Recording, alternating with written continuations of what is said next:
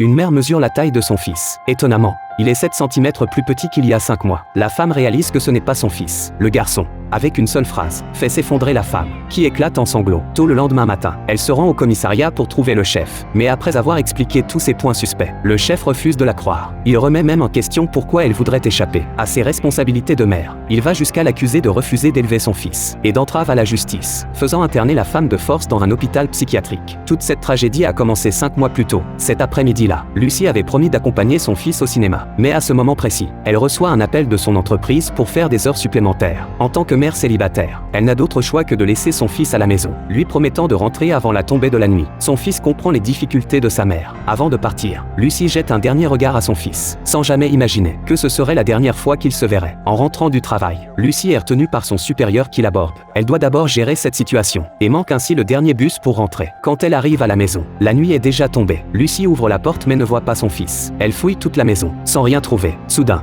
un mauvais pressentiment l'envahit. Elle interroge tous les enfants du voisinage, mais toujours aucune nouvelle de son fils. Elle ne peut que prévenir immédiatement la police, qui lui répond qu'une disparition de moins de 24 heures ne justifie pas l'ouverture d'une enquête. Ce n'est que le lendemain que la police arrive. Lucie place tous ses espoirs dans le commissariat. Mais à sa grande surprise, 5 mois passent, sans aucune nouvelle de son fils. Pendant cette période, Lucie pleure chaque jour. Elle prie silencieusement dans la chambre de son fils, contacte sans cesse d'autres commissariats, juste pour avoir un peu plus d'espoir de retrouver son fils. Finalement, cet après-midi-là, le chef en personne arrive avec son équipe, apportant une bonne nouvelle. Lucie est instantanément bouleversée, sans prêter attention au fait que le chef soit venu personnellement l'informer, et l'escorte jusqu'à la gare. Ce n'est qu'en voyant les journalistes dehors, qu'elle comprend que le chef cherche des voix pour son élection. Lucie ne se soucie pas de cette médiatisation. Elle veut juste retrouver son fils au plus vite. Mais bien que le garçon devant elle ressemble à son fils, elle ne ressent aucune connexion. L'intuition maternelle lui dit que ce n'est pas son enfant. En entendant cela, le chef regarde les journalistes pour sauver la face. Il insiste que c'est bien son fils et menace Lucie de reconnaître d'abord l'enfant, affirmant qu'ils ont juste besoin de temps ensemble pour que l'enfant se remette doucement de son traumatisme, et promet que quels que soient les problèmes futurs, il l'aidera de toutes ses forces. Sinon,